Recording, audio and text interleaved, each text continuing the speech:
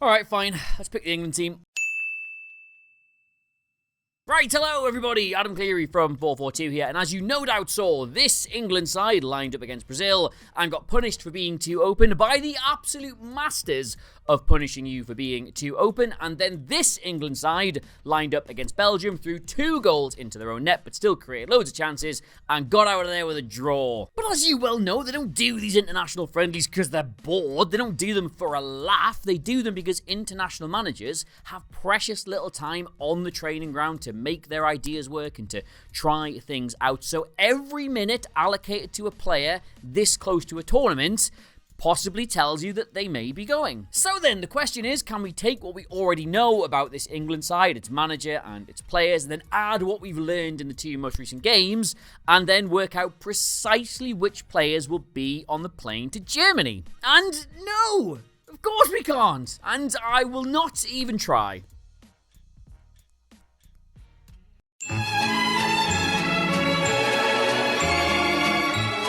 Okay, so Gareth Southgate gets 23 players in this squad, and I think we'll all agree there are 10 individuals who are guaranteed absolute shoo-ins. And they are, of course, Harry Kane, because it's Harry Kane, of course he's going to go, he's the captain. Phil Foden, Bukayo Saka and Jude Bellingham. England's 3 most talented attacking players. Declan Rice, because obviously you're going to take Declan Rice. Kyle Walker, John Stones and Harry Maguire, because they have been the cornerstone of England's defensive setup for 3 tournaments now. You're not going to drop them. Jordan Pickford, because he is England's established number 1. And if it's possible to be England's established number 2, then Aaron Ramsdale is it. So him as well, I guess. And that leaves us with 13 other slots in this squad that you could make an argument for and against every single England player currently anywhere near the national team setup being included in. So let's go through all of those and work out who Gareth Southgate will take. And I do feel the need to do this disclaimer.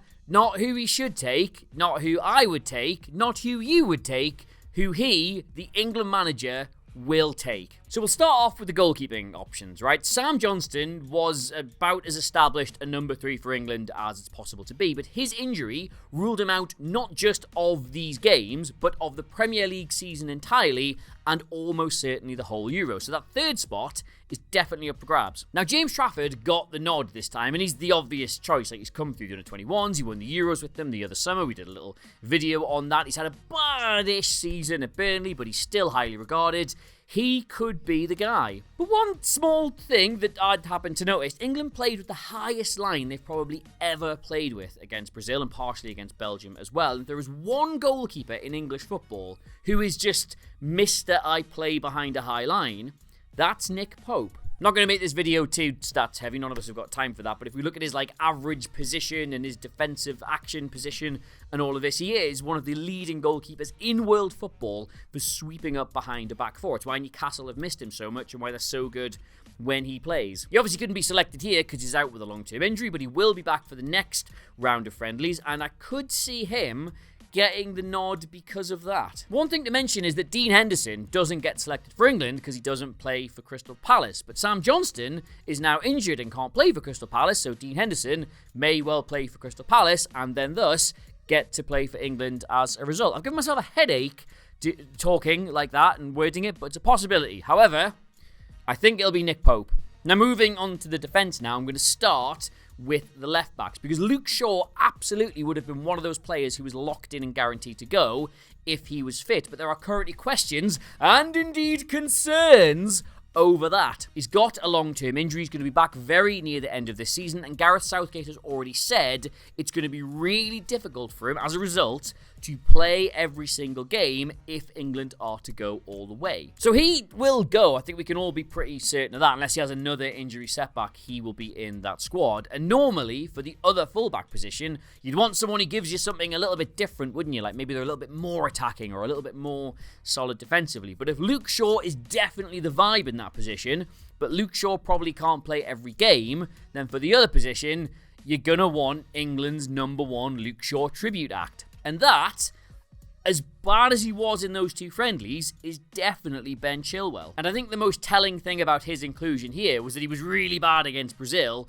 but still got another chance against Belgium. And to his credit, did play a lot better. He was more involved in the link-up plays, a little bit more solid defensively. So I don't think you would waste those 2 starts on a player unless you were definitely going to take them. So it's Shaw and Chilwell at left back. And as for the other right back slot, that will just be Kieran Trippier. Partially because he can play at left back if there are question marks over Luke Shaw, but also because Gareth Southgate just trusts him. He's an integral part of this squad. He never lets England down. He's good at set pieces. And more importantly, Reece James is not going to be back in time for the tournament. Ben White has said he doesn't want to be selected, and those are all the options. And so, given that Maguire and Stones are absolute lock-ins, that gives us several other people who could be featuring as centre-backs. Now, in these friendlies, the minutes obviously went to Lewis Dunk and Ezri Konsa and Joe Gomez, but Jared Branthwaite was also called up. Gareth Southgate understandably loves Mark Gay, and Levi Colwill would certainly have been in this squad if he was fit. And out of those 6 players, I think the 2 that Southgate is most likely to go with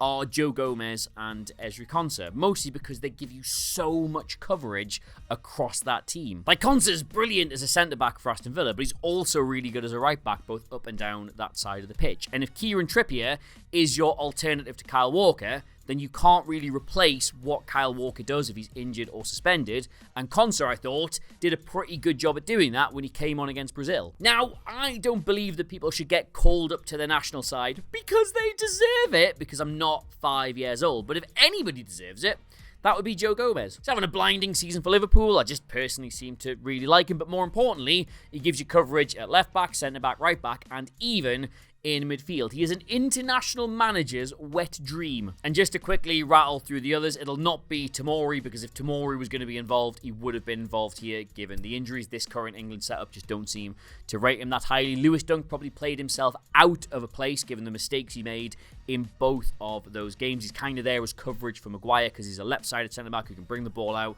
and play it around. But I think given that he's like, 31, 32, Levi Colwill can do that. So if anyone's going to get that nod, it'll be him. Mark Gay's injured until like mid-April, so really big ask for him to get back, get fit, get into form, and get into this squad when he's already so far down the pecking order. And who am I forgetting? Yes, Jared Branthwaite. Sorry, yeah, they obviously really like him and wanted to have a look at him, but he didn't get a single minute across these 2 friendlies, so there's just no way you would get him in the squad and not play him if you were thinking of taking him. So yeah, Konsa and Gomez for me, but it could possibly be Colwill, maybe. All right, into the midfield now, because no matter how England's set up, whether it's a 4-3-3 like I would play or a 4-2-3-1, they're going to have basically 3 players in this part of the pitch, so you're going to take 6. Now, Bellingham and Rice, they're definitely going to go, but I think had he been fit, there is no way Alexander-Arnold wasn't involved in these friendlies. And the man himself told us in this very magazine interview and in this very video that I made with him, that was fun, that he is definitely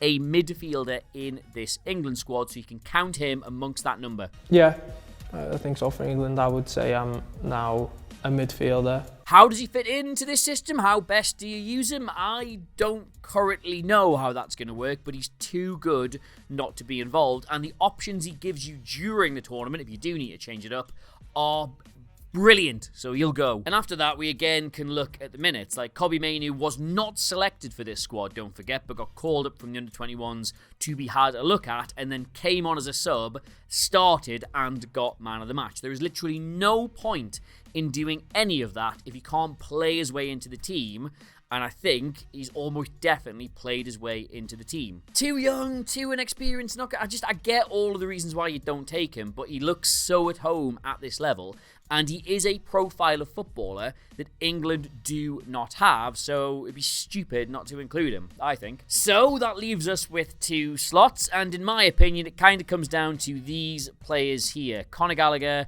Jordan Henderson, James Maddison, James Ward-Prowse, Calvin Phillips, and I think Curtis Jones should be in the conversation. Now a genius, would take Curtis Jones. I think he's one of England's best off-the-ball footballers ever, but he's currently injured. He couldn't play in these friendlies. Probably too far a leap to get him from not playing at all to into this squad, so let's discount him. Calvin Phillips has been running around East London having a shit with his trousers on for the last couple of games, so he's almost certainly out. Given the fact that a literal child got a call up here ahead of James Ward-Prowse, I think we can probably discount him too. And that leaves us, in my eyes, with Gallagher, Henderson, and James Maddison. Now, you could make the argument that Maddison is probably looked at as more as one of these wide forwards, but when we get there, there's so few slots available and the players we've got to fit in, I think you'll see him as part of this setup.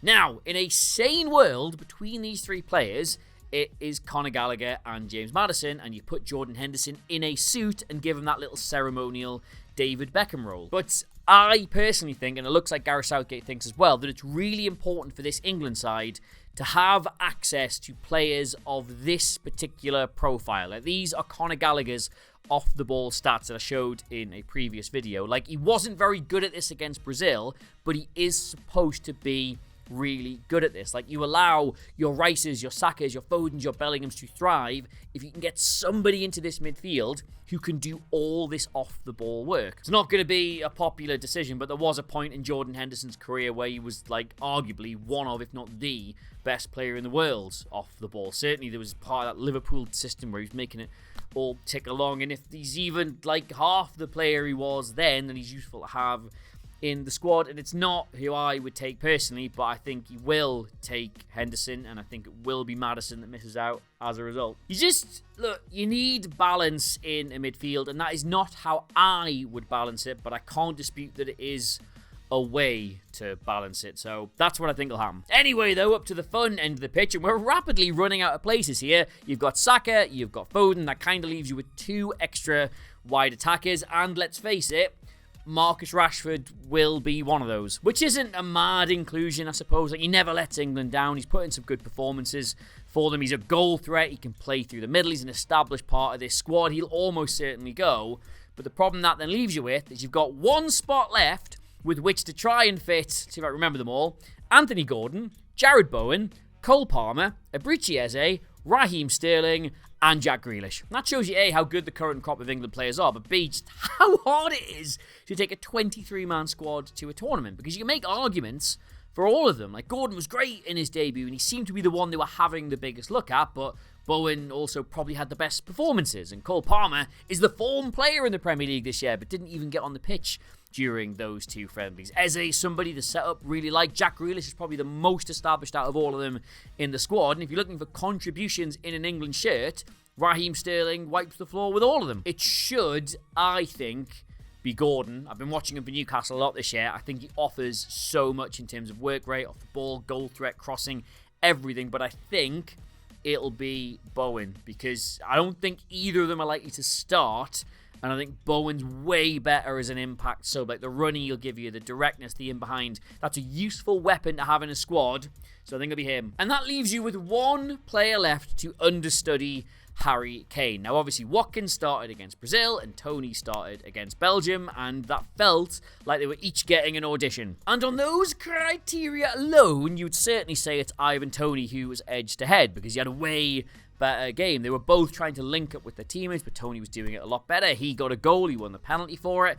It probably feels like it's him, but the mad thing is, the way they were both being asked to play suits Watkins a lot better, but he didn't play that well, and suited Toney a lot worse, but he did. I think this one could purely come down to form between now and the end of the season. If Watkins scores goal after goal after goal and racks up a load of assists and is undroppable, it'll be him. But likewise, if Toney just keeps doing what he's doing, it'll be Toney. So I think it'll be Toney, but who knows? And there is also Callum Wilson and Eddie Nketiah, who've been involved with England lately and certainly wouldn't let anybody down. But they just, if you get to take 2 strikers effectively in this squad, they feel so far away from being that player that it's just not even worth it. So yes, unless I have completely miscalculated while doing this video, I think that is the England 23 that Gareth Southgate will take to Germany. Now, like I said, is that the 23 he should take?